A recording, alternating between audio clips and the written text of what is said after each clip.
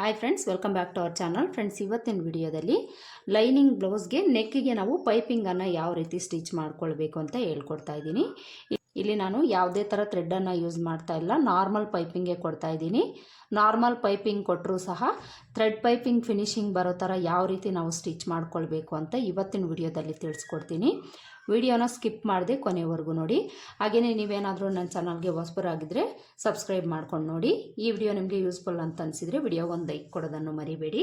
ಇಲ್ಲಿ ನಾವು ನೆಕ್ ಪೈಪಿಂಗನ್ನು ಕೊಡೋದಕ್ಕೆ ಯಾವ ಕ್ಲಾತನ್ನು ಯೂಸ್ ಮಾಡ್ಕೊಳ್ತೀವೋ ಆ ಕ್ಲಾತನ್ನು ನಾವು ಕ್ರಾಸ್ ಪೀಸಸ್ಸು ತಗೊಳ್ಬೇಕಾಗುತ್ತೆ ಪೈಪಿಂಗ್ ಕೊಡೋದಕ್ಕೆ. ನೆಕ್ಕಿಗೆ ಎಮ್ಮಿಂಗ್ ಕೊಟ್ಟರು ಪೈಪಿಂಗ್ ಕೊಟ್ಟರು ನಾವು ಕ್ರಾಸ್ ಪೀಸೇ ತಗೊಳ್ಬೇಕಾಗುತ್ತೆ. ಕ್ರಾಸ್ ಪೀಸ್ ತಗೊಂಡಾಗಲೇ ನೆಕ್ ಪೈಪಿಂಗ್ ಆಗಲಿ ಎಮ್ಮಿಂಗ್ ಆಗಲಿ ಫಿನಿಶಿಂಗ್ ಅನ್ನೋದು ನೀಟಾಗಿ ಬರುತ್ತೆ. ಇಲ್ಲಿ ನಾನು ಇದಕ್ಕೆ ಈ ರೀತಿ ಗೋಲ್ಡ್ ಕಲರ್ ಕ್ಲಾತಲ್ಲಿ ಪೈಪಿಂಗನ್ನು ಕೊಡ್ತಾ ಇದ್ದೀನಿ. ಇದನ್ನು ನಾನು ಈ ರೀತಿ ಕ್ರಾಸಾಗಿ ಫೋಲ್ಡ್ ಮಾಡ್ಕೊಂಡಿದ್ದೀನಿ. ಈ ರೀತಿ ಫೋಲ್ಡ್ ಮಾಡ್ಕೊಳ್ಳೋದು ಯಾವ ರೀತಿ ನಿಮಗೆ ಗೊತ್ತಿಲ್ಲ ಅಂದರೆ ನನಗೆ ಕಮೆಂಟ್ ಬಾಕ್ಸಲ್ಲಿ ತಿಳಿಸಿ, ಅದನ್ನು ನಾನು ನೆಕ್ಸ್ಟ್ ವಿಡಿಯೋದಲ್ಲಿ ನಿಮಗೆ ತಿಳಿಸ್ತೀನಿ. ಇಲ್ಲಿ ನಾವು ಈ ಕ್ಲಾತನ್ನು 1 ಇಂಚು ಅಗಲ ಇರೋ ಥರ ಕಟ್ ಮಾಡ್ಕೊಳ್ಬೇಕು. ನಿಮ್ಗೆ ಎಷ್ಟು ಲೆಂತ್ ಬೇಕಾಗಿರುತ್ತೋ ನೋಡಿಕೊಂಡು ನೀವು ಅಷ್ಟು ಪೀಸನ್ನು ಕಟ್ ಮಾಡ್ಕೊಳ್ಳಿ. ಇಲ್ಲಿ ನನಗೆ ಆಲ್ಮೋಸ್ಟು ಈ ಕ್ಲಾತ್ ಅನ್ನೋದು ಲಾಸ್ಟಿಗೆ ಬಂದುಬಿಟ್ಟಿದೆ, ಇಷ್ಟೇ ಕ್ಲಾತ್ ಉಳಿದಿದೆ. ಇಲ್ಲಿ ನಾನು 1-2 ಪೀಸನ್ನು ಕಟ್ ಮಾಡ್ಕೊಂಡಿದ್ದೀನಿ. ಇದನ್ನು ಓಪನ್ ಮಾಡಿಕೊಂಡು 2 ಪೀಸನ್ನು ಜಾಯಿಂಟ್ ಮಾಡ್ಕೊಳ್ಳೋಣ. ಇಲ್ಲಿ ನೀವು ಜಾಯಿಂಟ್ ಮಾಡ್ಕೊಳ್ಳೋವಾಗ ಈ ಕ್ರಾಸಸ್ ಏನಿರುತ್ತೋ ಈ ಕ್ರಾಸ್ನ ಈ ರೀತಿ ಕ್ರಾಸಾಗಿ ಇಟ್ಕೊಂಡೆ ಜಾಯಿಂಟ್ ಮಾಡ್ಕೊಳ್ಬೇಕು. ಸ್ಟ್ರೈಟಾಗಿ ಇಟ್ಕೊಂಡು ನೀವು ಜಾಯಿಂಟ್ ಮಾಡ್ಕೊಳ್ಬೋದು, ಪ್ರಾಬ್ಲಮ್ ಏನೂ ಇಲ್ಲ. ಈ ರೀತಿ ಜಾಯಿಂಟ್ ಮಾಡಿಕೊಂಡು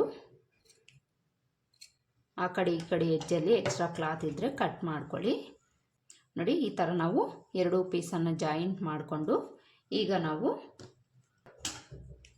ಒಂದು ಕಡೆ ಸ್ಟ್ರೈಟಾಗಿ ಈ ರೀತಿ ಕಟ್ ಮಾಡಿಕೊಂಡು ಈ ಕ್ಲಾತಲ್ಲಿ ಪೀಸ್ ಜಾಯಿಂಟ್ ಮಾಡ್ಕೊಂಡಿರೋ ಕುಳೆ ಇರುತ್ತಲ್ಲ, ಇದು ಮೇಲೆ ಬರೋ ಥರ ಇಟ್ಕೊಳ್ಬೇಕು. ಈ ಥರ ಇಟ್ಕೊಂಡು ಈ ಕ್ಲಾತನ್ನು ಒಂದು ಕಡೆ ಎಡ್ಜಲ್ಲಿ ನಾವು 1/4 ಇಂಚು ಈ ರೀತಿ ಫೋಲ್ಡ್ ಮಾಡಿಕೊಂಡು ಸ್ಟಿಚ್ ಮಾಡ್ಕೊಳ್ಬೇಕು.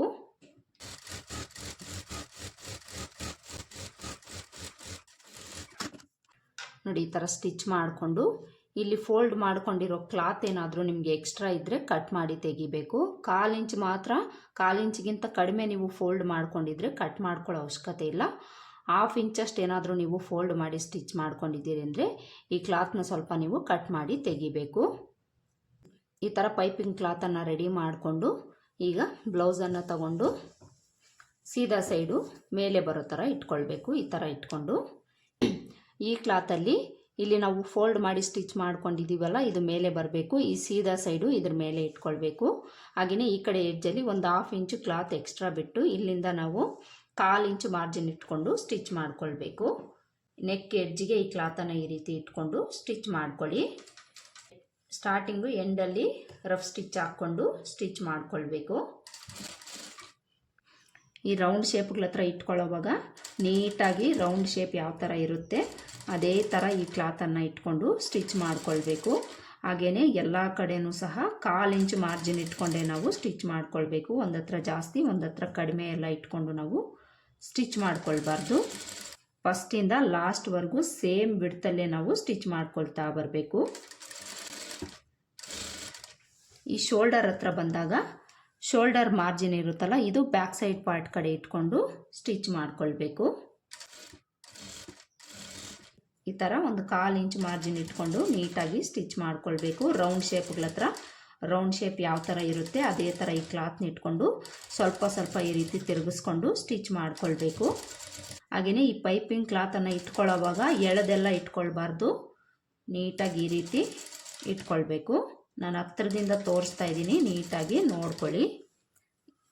ಕೆಲವೊಂದು ಸಲ ನಾವು ಹೇಳಿದ್ರೆ ಅರ್ಥ ಆಗೋದಿಲ್ಲ, ನೋಡಿ ನೀವು ಕಲಿಬೇಕಾಗುತ್ತೆ. ಈ ಕಡೆ ಶೋಲ್ಡರ್ ಹತ್ರನೂ ಸಹ ಶೋಲ್ಡರ್ ಕೂಳೆ ಇರುತ್ತಲ್ಲ, ಇದನ್ನು ಬ್ಯಾಕ್ ಸೈಡ್ ಪಾರ್ಟ್ ಕಡೆ ಇಟ್ಕೊಂಡು ಸ್ಟಿಚ್ ಮಾಡ್ಕೊಳ್ಬೇಕು.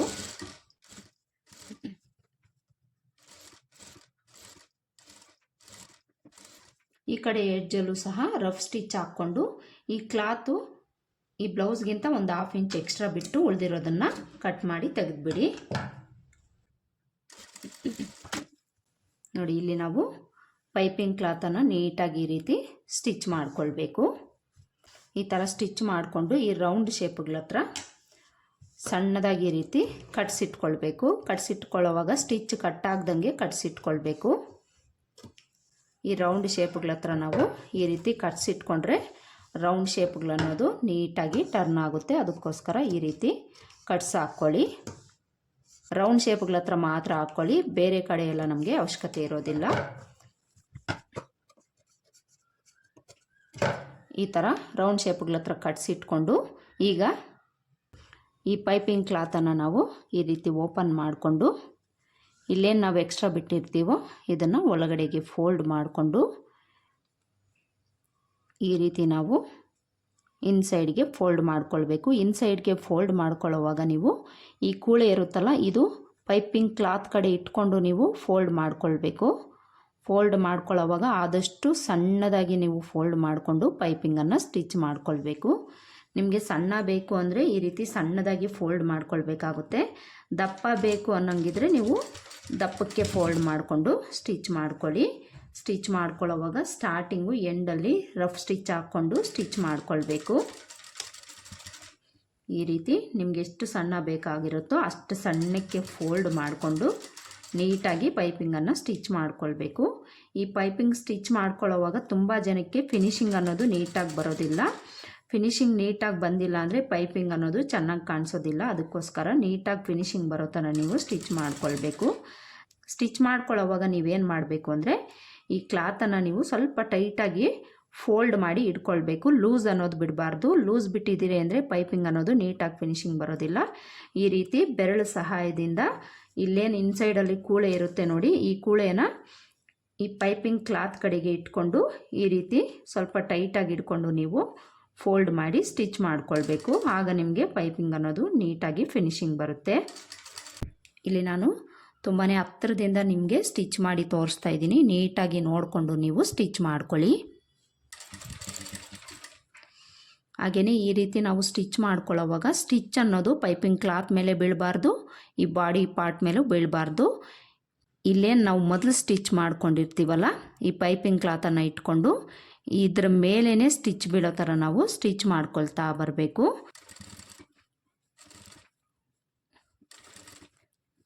ಇಲ್ಲಿ ನಿಮಗೆ ಕ್ಲಾರಿಟಿಯಾಗಿ ಕಾಣಿಸ್ತಿಲ್ಲ ಅಂದರೆ ಇಲ್ಲಿ ನಾನು ಲೈಟನ್ನು ಆನ್ ಮಾಡಿ ತೋರಿಸ್ತೀನಿ, ನೀಟಾಗಿ ನೋಡ್ಕೊಳ್ಳಿ.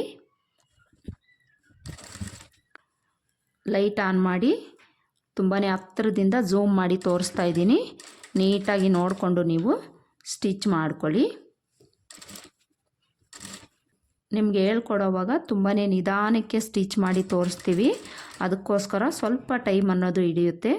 ನಿಮ್ಗೆ ಹೇಳ್ಕೊಡದೆ ನಾವೇನಾದರೂ ಸ್ಟಿಚ್ ಮಾಡಿದ್ದೀವಿ ಅಂದರೆ ತುಂಬಾ ಬೇಗನೆ ನಾವು ಈ ಪೈಪಿಂಗನ್ನು ಸ್ಟಿಚ್ ಮಾಡ್ತೀವಿ.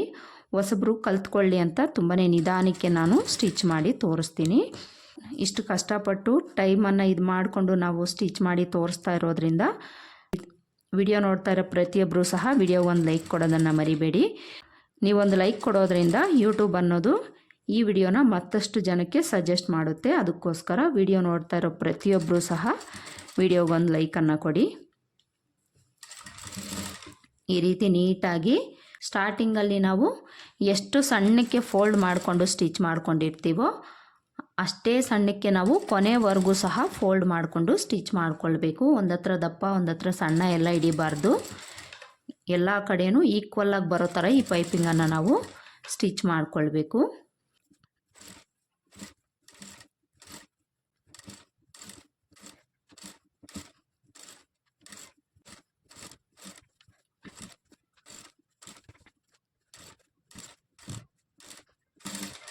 ಈ ಕಡೆ ಎಡ್ಜಿಗೆ ಬಂದಾಗ ಈ ಕಡೆ ಎಕ್ಸ್ಟ್ರಾ ಕ್ಲಾತ್ ಬಿಟ್ಟಿರ್ತೀವಲ್ಲ, ಇದನ್ನು ಈ ರೀತಿ ಒಳಗಡೆಗೆ ಫೋಲ್ಡ್ ಮಾಡಿಕೊಂಡು ಇಲ್ಲೂ ಸಹ ಲಾಸ್ಟಲ್ಲಿ ನಾವು ರಫ್ ಸ್ಟಿಚ್ ಹಾಕ್ಕೊಂಡು ಸ್ಟಿಚ್ ಮಾಡ್ಕೊಳ್ಬೇಕು.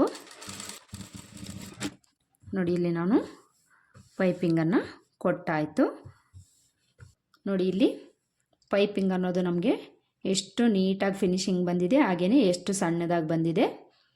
ಥ್ರೆಡ್ ಪೈಪಿಂಗ್ ಕೊಟ್ಟಾಗ ನಮಗೆ ಯಾವ ರೀತಿ ಫಿನಿಶಿಂಗ್ ಬರುತ್ತೋ ಅದೇ ಥರ ಫಿನಿಶಿಂಗ್ ಅನ್ನೋದು ಬಂದಿದೆ. ರೌಂಡ್ ನೆಕ್ ಎಷ್ಟು ನೀಟಾಗಿ ಬಂದಿದೆ ತೋರಿಸ್ತೀನಿ ನೋಡಿ. ರೌಂಡ್ ನೆಕ್ ಅನ್ನೋದು ಎಷ್ಟು ನೀಟಾಗಿ ಬಂದಿದೆ, ಕಾಣಿಸ್ತಾ ಇದೆಯಲ್ಲ. ತುಂಬಾ ನೀಟಾಗಿ ಫಿನಿಶಿಂಗ್ ಬಂದಿದೆ, ಹಾಗೆಯೇ ಸಣ್ಣದಾಗಿ ಬಂದಿದೆ. ಈ ಥರ ನಾವು ನಾರ್ಮಲ್ ಪೈಪಿಂಗು ಸಹ ಥ್ರೆಡ್ ಕೊಡ್ದೇನೆ ಥ್ರೆಡ್ ಪೈಪಿಂಗ್ ಫಿನಿಶಿಂಗ್ ಬರೋ ಥರ ನಾವು ನೀಟಾಗಿ ಸ್ಟಿಚ್ ಮಾಡ್ಕೊಳ್ಬೋದು. ನೋಡಿ ಇಲ್ಲಿ ಕಾಣಿಸ್ತಾ ಇದೆಯಲ್ಲ ಎಷ್ಟು ನೀಟಾಗಿ ಎಷ್ಟು ಸಣ್ಣದಾಗಿ ಪೈಪಿಂಗ್ ಬಂದಿದೆ ಅಂತ. ನಾನು ಹೇಳ್ಕೊಟ್ಟಿರೋ ಟಿಪ್ಸ್ನೆಲ್ಲ ಫಾಲೋ ಮಾಡಿ ನೀವು ಈ ಪೈಪಿಂಗನ್ನು ಸ್ಟಿಚ್ ಮಾಡ್ಕೊಳ್ಳಿ. ನಿಮಗೂ ಸಹ ಇದೇ ಥರ ಫಿನಿಶಿಂಗ್ ಬರುತ್ತೆ. ಇನ್ನು ಇನ್ಸೈಡಲ್ಲಿ ನಮಗೆ ನೋಡಿ ಈ ರೀತಿ ಕಾಣಿಸುತ್ತೆ. ಕೂಳೆ ಅನ್ನೋದು ನಮಗೆ ಜಾಸ್ತಿ ಇರಬಾರ್ದು ಈ ಪೈಪಿಂಗ್ ಕೊಟ್ಟಾಗ. ಇದನ್ನು ನೀವು ನೋಡ್ಕೊಳ್ಳಿ. ನೋಡಿದ್ರಲ್ಲ ಇವತ್ತಿನ ವಿಡಿಯೋದಲ್ಲಿ ನೆಕ್ಕಿಗೆ ನಾರ್ಮಲ್ ಪೈಪಿಂಗು ಸಹ ನಾವು ಥ್ರೆಡ್ ಪೈಪಿಂಗ್ ಫಿನಿಶಿಂಗ್ ಬರೋ ಥರ ಯಾವ ರೀತಿ ಸ್ಟಿಚ್ ಮಾಡ್ಕೊಳ್ಬೇಕು ಅಂತ ಇವತ್ತಿನ ವಿಡಿಯೋದಲ್ಲಿ ಹೇಳ್ಕೊಟ್ಟಿದ್ದೀನಿ. ಐ ಹೋಪ್ ಈ ವಿಡಿಯೋ ನಿಮಗೆ ಹೆಲ್ಪ್ ಆಗಿದೆ ಅಂತ ಅಂದ್ಕೊಳ್ತೀನಿ. ಹೆಲ್ಪ್ ಆಗಿದೆ ಅಂತ ಅನಿಸಿದರೆ ವಿಡಿಯೋಗೆ ಒಂದು ಲೈಕ್ ಕೊಡೋದನ್ನು ಮರಿಬೇಡಿ. ಹಾಗೆಯೇ ನೀವೇನಾದರೂ ನನ್ನ ಚಾನಲ್ಗೆ ಹೊಸಬರಾಗಿದ್ದರೆ ಸಬ್ಸ್ಕ್ರೈಬ್ ಮಾಡ್ಕೊಂಡು ನೋಡಿ. ಮತ್ತೆ ಸಿಗೋಣ ಮತ್ತೊಂದು ವಿಡಿಯೋದಲ್ಲಿ. ಅಲ್ಲಿವರೆಗೂ ನಮಸ್ಕಾರ.